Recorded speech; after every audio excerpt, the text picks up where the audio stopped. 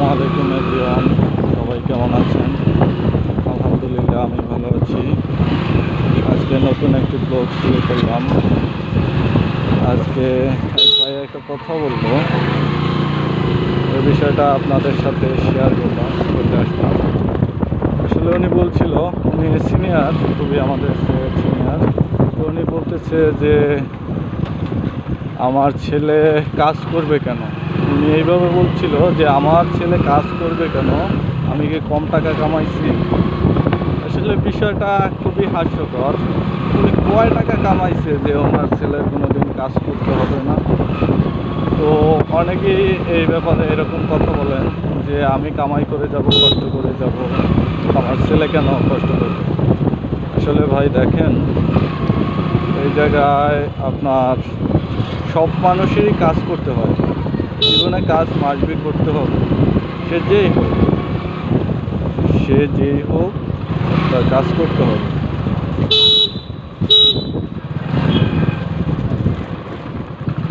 আপনার কাজ যদি নাই করে তাহলে রাজার গলা একদিন ফুরিয়ে যাবে। রাজাও যদি কোনো কাজ না করে, আর্নিং না থাকে, তাহলে ওই রাজারও কোষাগারের সংকট পড়ে। তো এই জন্য বলি ভাই, যারা এরকম চিন্তা ভাবনা আছে, তারা একটা কাজ করতে পারেন যে আপনার সন্তানের কখনো কাজ করতে হবে না। যে এটা বড় একটা শহরে অনেকগুলো বিল্ডিং করে যাবেন, 10তলা 20তলা। তো ওই জায়গা থেকে প্রতিনিয়ত ভাড়া আসবে, প্রয়োজন অনুযায়ী টাকা আসবে। তো আপনাদের কোষাগারে আর কোনো দিনই সংকট পড়বে না।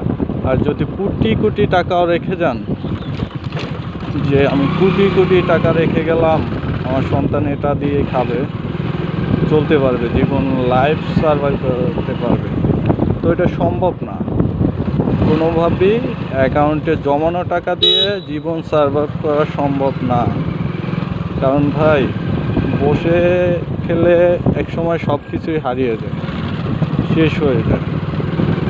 যদি ওই কাজটা করতে পারে, যেটা বললাম, যে মিনিমাম 2-3টা 5তলা 10তলা বিল্ডিং উঠে যান বড় বড় শহরে, তো আপনার সন্তান ওই টাকা ভাড়া টাকা উঠাইয়া বসে বসে খাইতে পারবে।